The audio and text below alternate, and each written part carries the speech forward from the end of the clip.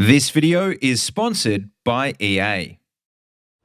So I just got back from EA Play last week and I had a bit of footage of Sundan that I wanted to show you guys. And so today we're going to ask the question, is it any good? Well guys, this is Billyeatworld again and let's find out.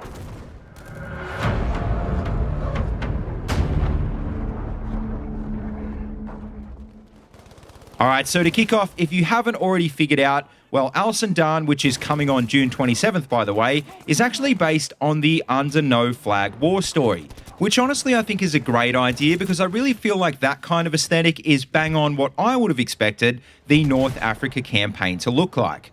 If you've played the war story, well, you'd know a lot of the action takes place around an airfield, and well, that's a feature on one side of this map. But here's the thing, on the other side there isn't actually an airfield, so what the devs have decided to do instead for balance is to make the other side of the map more focused on ground vehicles.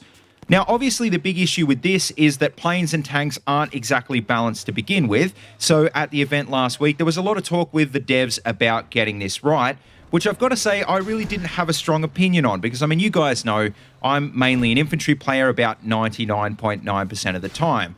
But I think the main takeaway from the event is that most people thought it was too soon to figure out if the balance was on point, although a lot of people were suggesting that there should be more vehicles just generally. And secondly, I think a lot of people were suggesting that some of the objectives get moved to open up the more southern side of the map for vehicles. So it'll be interesting to see if any of that actually happens when the map does come out later this month. Now, I know a lot of people have already covered this on YouTube, so that's actually all I want to say about vehicles because that's not really what I'm worried about when it comes to this map. What I am worried about, though, is that it's very open and it's got a lot of long sight lines, and unlike Hamada, for example, it's laid out like a bowl with almost no cover in the center of the map.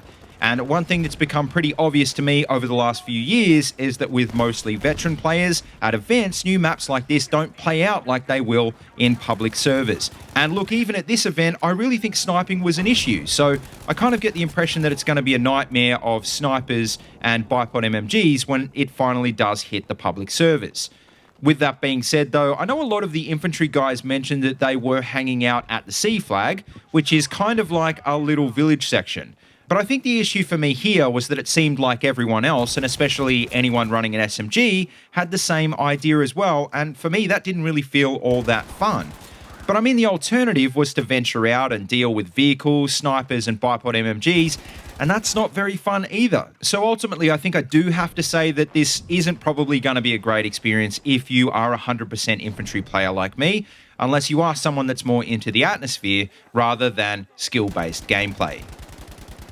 Now, with that being said, that kind of brings me to my last point, which a lot of people have been talking about on YouTube recently, which is, at its core, what is Battlefield all about? Is it still only just about those big chaotic 64-player combined arms battles, or is it now more about skill-based tactical infantry gameplay?